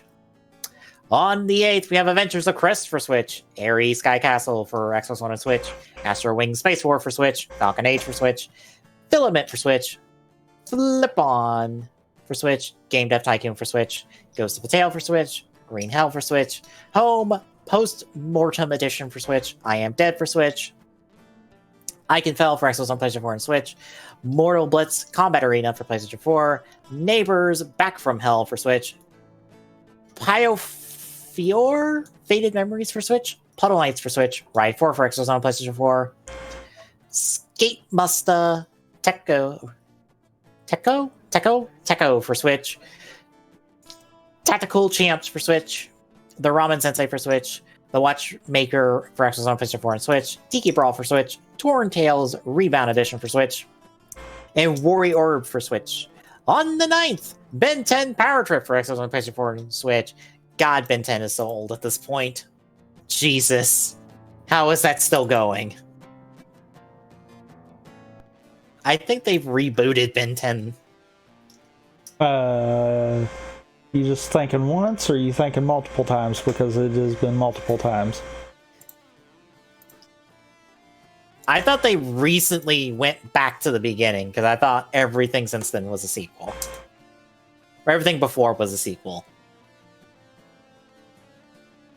Probably now. I never really have followed it enough. I just know that it seems like that after a few years they do some form of reboot in some fashion, and it's like, yeah. Yep, okay. All right. So we also have on the 9th A Reflection of Mine for Switch, Street Racer Underground for Switch, The Survivalist for Xbox on PlayStation 4 and Switch, FIFA 21 for Xbox on PlayStation 4, Switch, and iOS. And on the 13th, Foregone for Xbox One, G.I. Joe Operation Blackout for Xbox on PlayStation 4 and Switch, Little Witch Academia VR Broom Racing for Oculus Quest, Monster Truck Championship for PlayStation 4, NHL 21 for Xbox on PlayStation 4, Power Rangers Battle for the Grid Collector's Edition for Xbox on PlayStation 4 and Switch, Pretty 1 in 2 Exploded and Reloaded for Switch, Red Wings Aces of the Sky for Xbox One, Remothered Broken Porcelain for Xbox on PlayStation 4 and Switch. I think Gerard recently featured that on the Indie Land charity stream he was doing. Yes, I believe this is. That was one of the games he showed off for Indie Land. Robotics Notes Double Pack for PlayStation 4 and Switch, Torchlight 3 for Xbox on PlayStation 4, and Woodsalt for Switch. On the 14th, we have a Cook Serve Delicious 3 for Switch. Onchimbanbara Origin for PlayStation 4, and Vigil The Longest Night for Switch. On the 15th, Along the Edge for Switch, Alpaca Ball All-Stars for Switch, Batbarian Testament of the Primordials for Switch, Burst Shooter for Switch, Cake Bash for Xbox on PlayStation 4 and Stadia, Castle of No Escape for Switch, Cloudpunk for Xbox on PlayStation 4 and Switch, Double Pug Switch for Switch, Dust Off Z for Switch, Hardcore Mecha for Switch, Neo 2 Darkness in the Capital for PlayStation 4, Raji, an Ancient Epic for Xbox on PlayStation 4, Ring of Pain for Switch, Sears Isle for Switch, Shantae Risky's Revenge, Director's Cut for Xbox One and Switch, Shoot 1-Up DX for Switch, Space Crew for Xbox on PlayStation 4 and Switch, Jackbox Party Pack 7 for Xbox on PlayStation 4 and Switch, and this is the Zodiac speaking for Xbox on PlayStation 4 and Switch. And finally, on the 16th, 9 Monkeys of Shaolin for Xbox on PlayStation 4 and Switch, Aquanox Deep Descent for Xbox One and PlayStation 4, Blair Witch for Xbox One and PlayStation 4, Crown Trick for Switch, Earth Defense Force 5 for PlayStation 4, Mario Kart Live Home Circuit, Mario and Luigi set for Switch. Did you see how much that that was? Nope. I think it's like $100. I mean,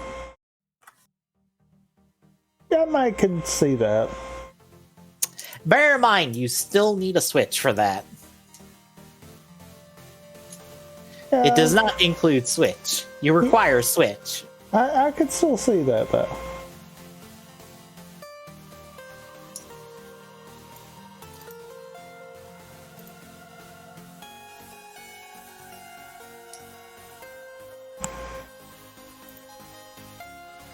Now I'm trying to find a price on it to make sure I got the price right.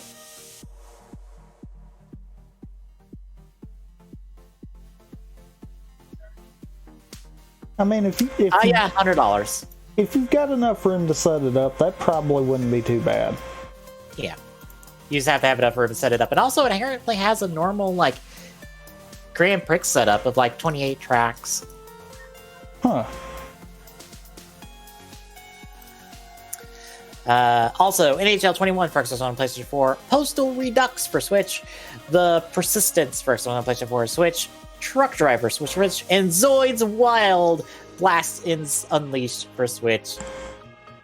I just saw that for like Hasbro Con. They're bringing over the newest Zoids to the US with all the toys and stuff. After it's been out in Japan for I think like a year plus now, maybe 2 years.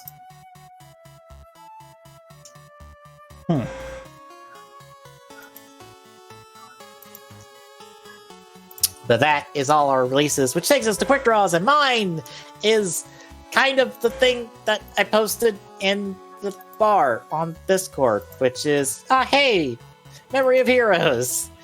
It had a thing at Tokyo Game Show.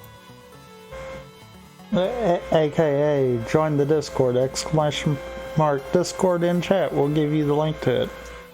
Yes, well, I only posted the opening cutscene with the new song done by the people who did WBX, which is called Over Again, which is really good from what I heard from the opening cutscene. They also showed off gameplay of Double O's in 01, Double and O's against some regular enemies before they were going to fight the Tricera Dopant from Double.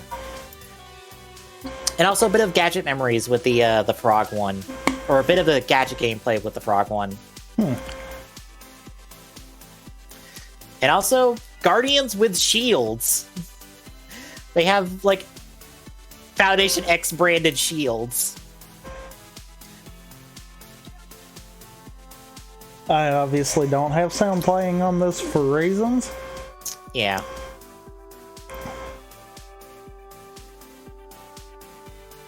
But it looks like you can swap heroes on the fly for some sections. Also, you have access to Joker if you want to just play Joker instead of proper double for whatever reason. Which feels like it. That ties into the fact that one of the gameplay videos that you had posted actually had just Joker at the beginning. Well, yeah, based off the opening cutscene, you would just have Joker, but I just find it just like hey, you now have access to double. You can still play as Joker if you want. We're not gonna stop you. I almost feel like that kind of handicaps you, though. Maybe? It depends on how good Joker is.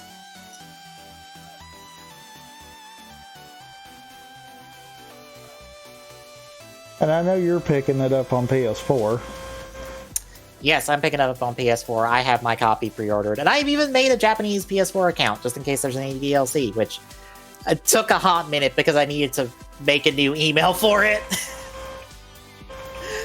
Because I've already used all my other emails for my other Japanese accounts that I don't remember the passwords for, and I'm not going to go through the process of resetting those passwords. I'm just like, fuck it, I'll just make a new one and just make an email for it and be done. Wow. But yeah, it was all set up. It was easy enough to do. It's pretty much as easy as it is to do on Switch. I was going to say, the good thing is I've already got mine set up for Switch. Yeah. So, if I was picking up this on Switch, I would too, but I would like the maybe the smidge better performance on PlayStation 4, just in case. I mean, I've said it countless times. As long as it feels smooth enough and it doesn't feel like I'm trying to slog through a PowerPoint, I'm usually pretty fine with it. Mm-hmm. Also, just in case there's extra memory stuff you need to download for the Switch one, I'm just gonna pick it up on PlayStation 4 and not worry about it.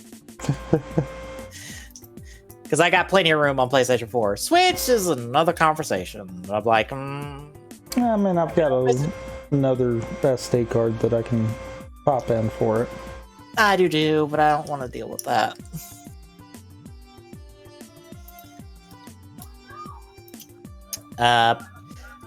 But the 0-1 gameplay also shows 0-1 up against Taboo from Double, so one of the major Dopants in kind of a boss battle. You pretty much get to see all of 0-1's forms in play outside of 0-2. Because obviously this was probably being worked on before that was an actual thing. No, 0-2's in the game. Oh, it was? Yeah, 0-2's in the game. It's the final form selection. Ah. So we just don't get to see it. Yeah, we just don't get to see it. Like, we even see Metal Hopper in action. It has like a locust, like a tornado attack you can send at enemies. Oh, I see the character swap function there. Yep. Yeah, no, 0-2's in the game. Like, the only thing that I don't think is going to be in this game, 0-1 wise, is Hellhopper. Possibly. Granted, I see no reason for Hellhopper to be in here. That and possibly Arc 1. I also see no reason for Arc 1 to be in this game to start with. This is a 0-1 thing. I mean, fair, but it technically is a form. I know. Like, if they wanted to do all forms, I could see that, but at the same time, since we know that was kind of shoehorned in at the last minute, yeah, probably not. I mean, we don't even get all forms for 0-1 because we don't have the other, side, lateral forms. Like, we don't get Bear, Tiger, don't even get Brain Mammoth. Or, I'm missing one, aren't I? Shark. That's who I'm missing. Or, 001 if you want to get, super Do we get Falcon? Yeah, we get Falcon. Falcon's actually your fourth slot on this one.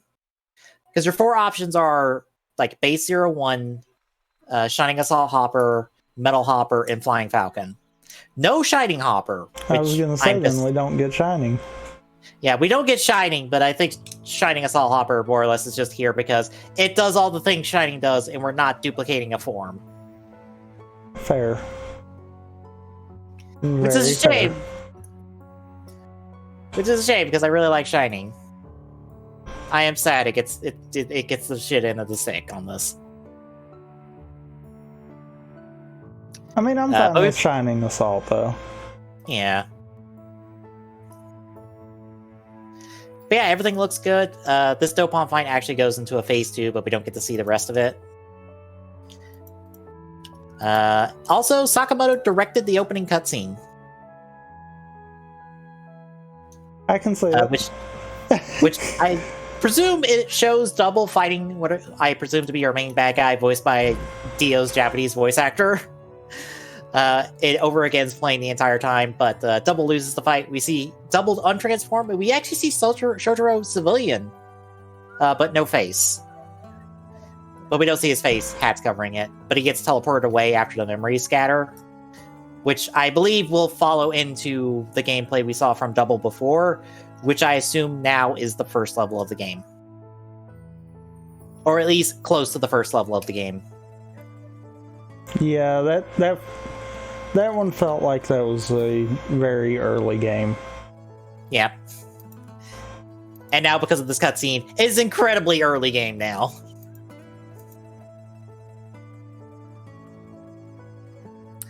But yeah, that is pretty much it. I'm excited to get this game end of this month, start of next month.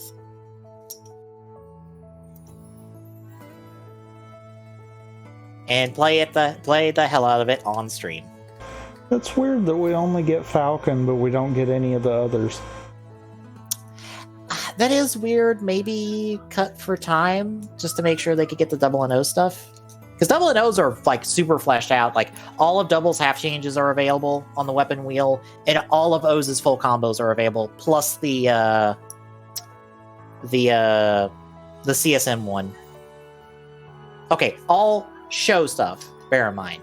I think what really is kind of surprising me on that is the simple fact of Naruto didn't have Flying Falcon for too long. Well, he got it back after he beat Jin. But he never used it. To be fair, he didn't use a lot of things after that point as well. It's one of those, we saw the other adjacent form changes there used far more than we did Flying Falcon. Yeah. It's one of those, I'm kind of surprised that was the one they went with.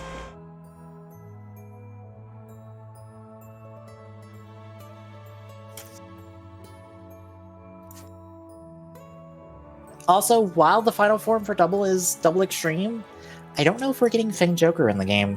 That other thing about it, I'm like, wait a minute. I don't think we've ever gotten confirmation about Fang Joker. And I am not seeing it on the website. Because it lists all the other forms for double, and it lists all the forms for O's. The only reason I could see that not being a thing would be because I'm assuming we're only following Shotaro. Yes. So, especially, and the reason I kind of say that is especially because, we kind of had Joker to start out. Mm-hmm. And that might be that case, because Fang Joker is that weird one that kind of results in the opposite.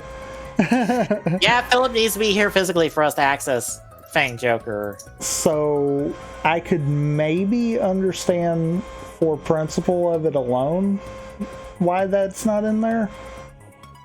That is kind of odd, though. Yeah. Granted, they might be hiding it. Because, they hid 02 from us until 02, properly got to debut. And then it's like, oh yeah, 02's in the game, don't worry about that. And, even on doubles, weapon on, form wheel, in this demo, you don't see double extreme, even though other footage shows it in the middle as the final form selection for the special meter.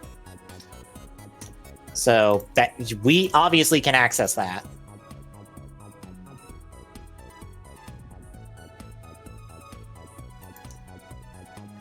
Yeah, I'm excited. I can't wait. I hope it's really good. Or at least as good as I can expect for a writer game that was probably developed in 2 years or less. Yeah, I'm kind of with you on that one. Granted, I saw this because I replied to Taka, Kotetsu Toys Taka, when he was just like, where is O's and 01 in the opening cutscene? I was just like, this is probably just the first cutscene of the game. O's and 01 will probably have their own introductions, and maybe their own introduction cutscenes. I could see that. When we get to them. But someone in the replies, what was it? Said this felt like a double tribute, and that O's and 01 were slapped on. I don't necessarily feel that. Is it weird that I actually don't feel like it's that, more as I would more lean towards it's a O's tribute with 01 and double kind of slapped in here? Because it kind of feels like they would work together and the O's would kind of be the outlier.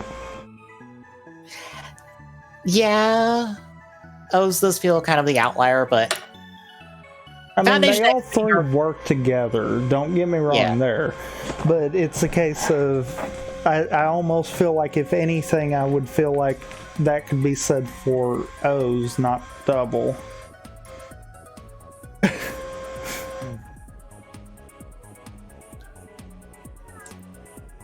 Yeah, like, well, Foundation X being here is just like, that makes sense. Why O's is here. O's was involved in Foundation X for the one movie. Yeah. But it's Mega Max, so I'm giving it all the leeway in the world to be like, yeah, it's the one movie, but it's the one movie I really like, so I'm okay with that. I'm fine with that. I don't know. Maybe it's just a case of this game hits all the right buttons for me that I'm like, wait, what's forced? Wait, what do you mean? No, this all makes sense. This all's work. This all fine. I don't know what you're talking about. This game is strangely made specifically for me and me alone, apparently. It's like, basic 3-writer team-up, Foundation X's villains, like, action adventure game with some light puzzle solving and platforming, use of gadgets, fully utilizing the cast. Everyone gets to interact, because actually, like, Shotaro, Philip, and Edgy have a back and forth before the Triceratops boss fight. So, like, everyone gets to talk to each other and interact with each other, and I'm like, fucking, this is all I want. This is all I could ever ask for in this game. Just, yes, please. I'm good.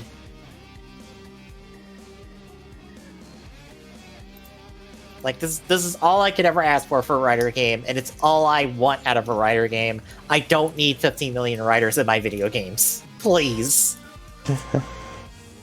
It's cool for the one game it happens in, but I don't need all of them to be that. I would like this more often, please. Save those for the anniversaries, like they should be. But anything else? I can't think of anything. And you don't have a quick draw, correct? Correct. Alright, that's pretty much it for us, folks. Tomorrow, 4 more episodes of Build Fighters! Are you ready for a really dumb episode that I forgot about? I mean... Now it's like, oh my god. Yeah.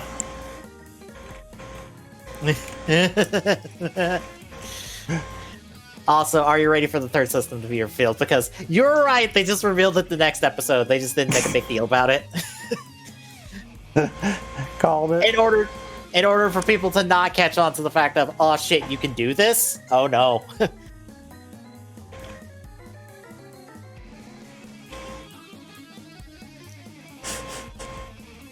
And the next week is pretty normal. You doing anything Wednesday? Yes. I'm gonna see how much I can break the Master Chief Collection with the flight skull. Okay. Thursday will hopefully be me continuing Radiant Dawn and not fucking up again like I keep doing. And Luigi's Mansion Friday.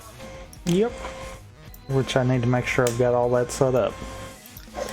So do I. That'll be on the list of things to do tomorrow. But anywho, that'll do it for me and for Tommy. If you like what you're seeing, drop a follow. Really appreciate it. Chipping away that affiliate goal. At TJZoon on Twitter gets you updates when we go live. Exclamation Discord and chat gets you Discord link.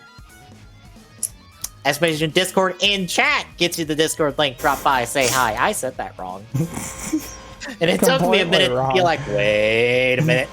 No. Doing that in the actual Discord chat on the Discord does not work. No. I assume. No. No. Well. Yeah, drop by, say hi. We have dropped extra questions. Give us questions. We'll give you answers. And we'll see you tomorrow, folks.